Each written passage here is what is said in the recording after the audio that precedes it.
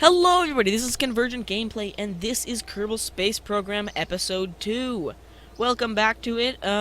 Last time we launched a couple rockets, broke the atmosphere, and did some science. So this time we're hoping to, have the same good luck as the first episode.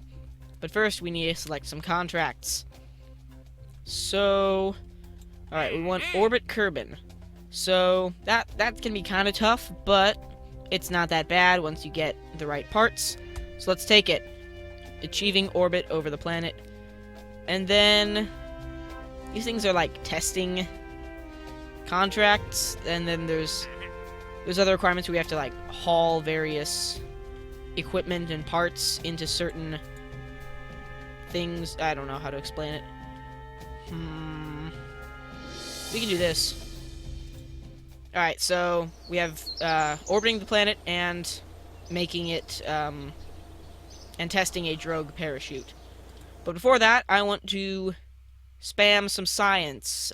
We haven't gotten science from the launch pad or from some of the buildings at the Space Center. And so I think if I do that, I'm just going to build this little ship to get some science. So if I do that, then hopefully I'll have enough to unlock some more technology, some more parts, and yeah, it'll be good. So, not much has changed since the first episode. My recording schedule is very messed up. This is probably not going to go up for a couple days. I have some other things I want to put up first. But, it's like, I have lots of recordings that I'm probably not going to use. Like, I recorded some Spelunky episodes a couple days ago, and I'm probably just going to throw them out because I don't really need them. And I'm just going to re-record them just because it's chaos. So, I just felt like recording today. I was in a good mood, felt like recording. Didn't really want to work on the new episode I'm working on just right now. I'm going to do that later. So, we'll just call this Science Cow 1. Because that's all it does. It just milks the game for science. Because it has all these like materials bays and thermometers and stuff just to get scientific data. Yeah.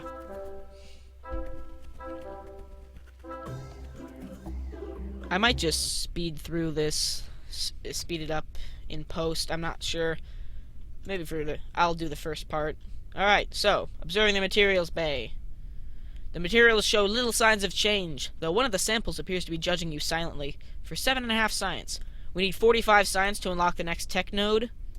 So hopefully we can get to that. The goo doesn't seem to be doing much right now. Neither am I. Alright. And then another mystery goo reading, and then we can do a thermometer reading.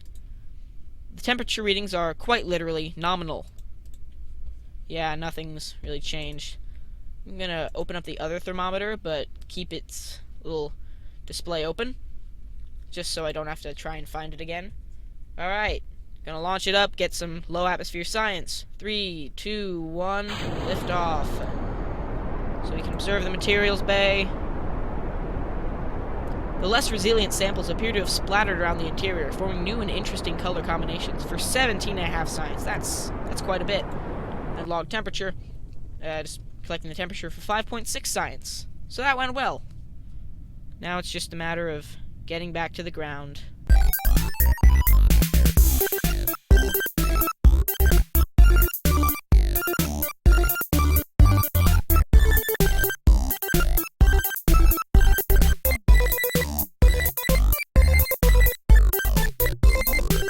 Alright, we're getting pretty close to the ground. Gonna land and do like 2 more experiments, and then we'll be good. And, oh, I hope we don't land on the hill. Is there a hill? No. Landed. Alright, where are we? Should be on the crawler way. Nope, we're still on the launch pad. Alright. So we can do a crew report, which I forgot to do earlier.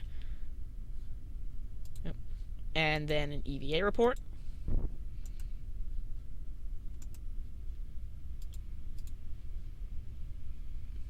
So yeah, we get an EVA report from over the planet's shores. We can store that and then do another one from the ground. EVA report. I don't think a spacesuit was entirely necessary to get here, was it? I already read that. So then we can recover Jebediah from the ground, and then we'll pick up the ship in a second. And then we will be golden. So we have 12 science now. Hopefully this will give us enough to get the next node. 56.5, yes. Good. We have enough science. Alright. Well, what should we get with that science? Because we still have these 45 nodes. It'd be good to have this, because I like this engine. It's really good for getting into orbit, plus bigger fuel tanks, meaning we...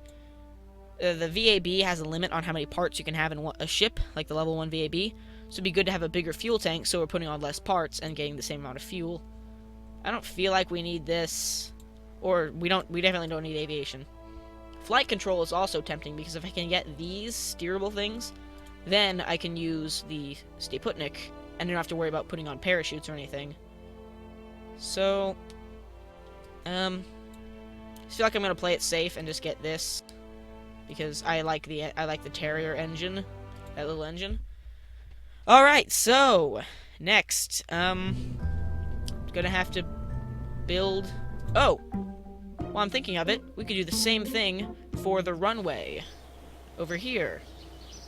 I have not done anything on the runway before, so we can use our science cow to get plenty of science from there. Nice.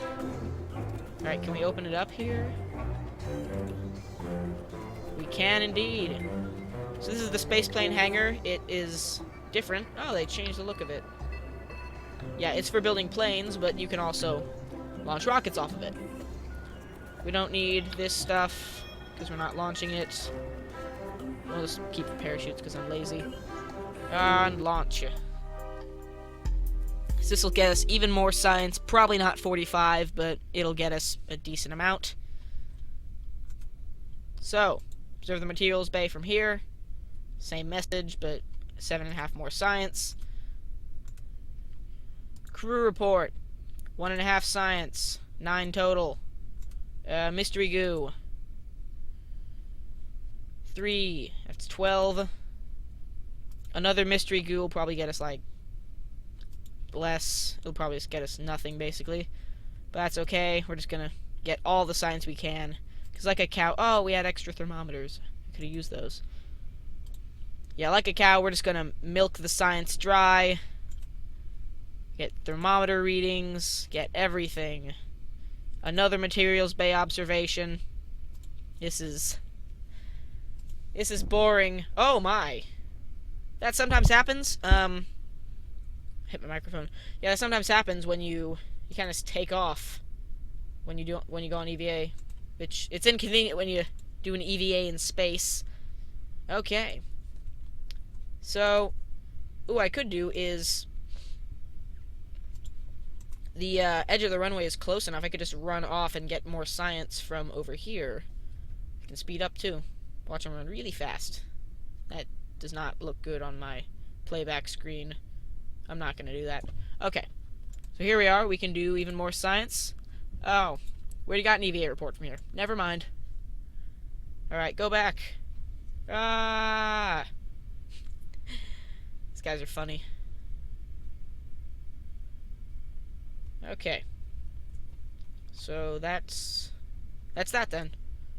That's all the science we can get from here. And probably all the science we can get without doing any kind of bigger mission. So I can't be lazy anymore. That's sad. How much did we get from that? Did we get 45? No, we have 30. Darn it. Alright, well, I'm going to design an orbital rocket. So, yeah, next step is just to make it to orbit. So I'm going to design an orbital style rocket that can make it into orbit. You all don't need to listen to all that. It's going to take a while. So I'm just going to, I don't know, play some music over this or something. Enjoy.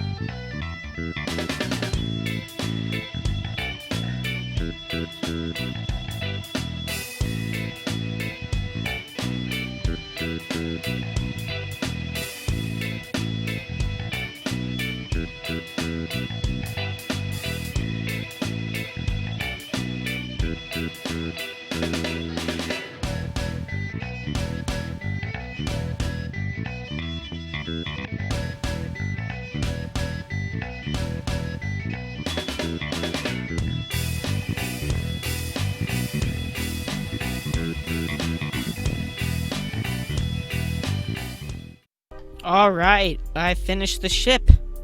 It is the Orbiter 1. Yeah, I'm bad at names. I think it should work. I got pretty creative with the weight limits because, you know, there's only a certain amount of weight you can have. Like, on the heat shield, we have very little ablative material on it. I think we should have just enough to make it. And then also, this fuel tank is, like, half empty. It's probably just a drain to even have it on there.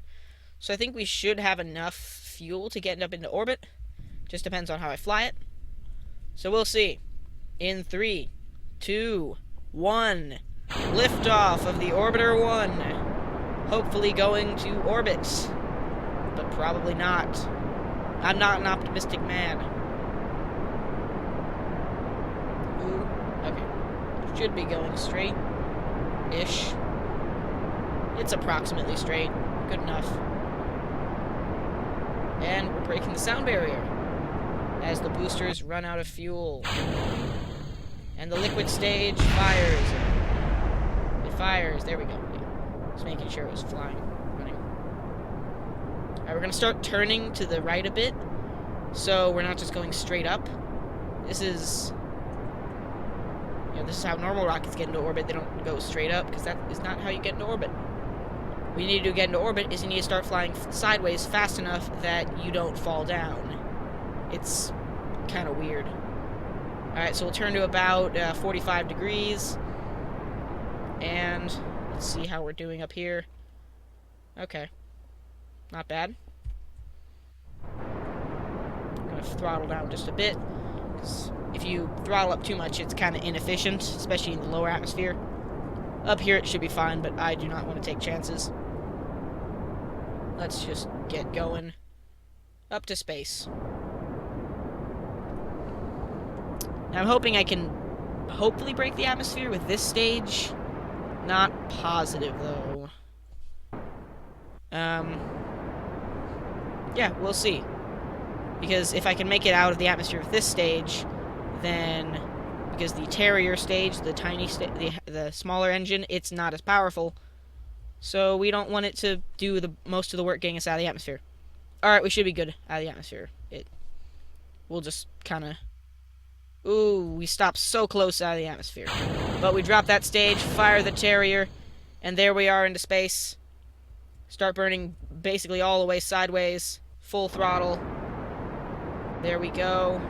We're going to shut this stage off soon. We just need to get some lateral velocity. And then we shut the engine off and coast up to space.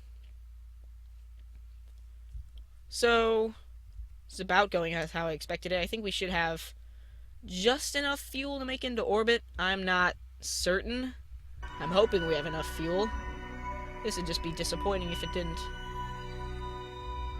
Alright, and now we're up here, up in space.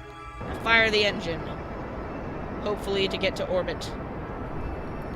The orbital velocity on Kerbal is about 22 kilometers. No. I don't know. I'm bad at the metric system.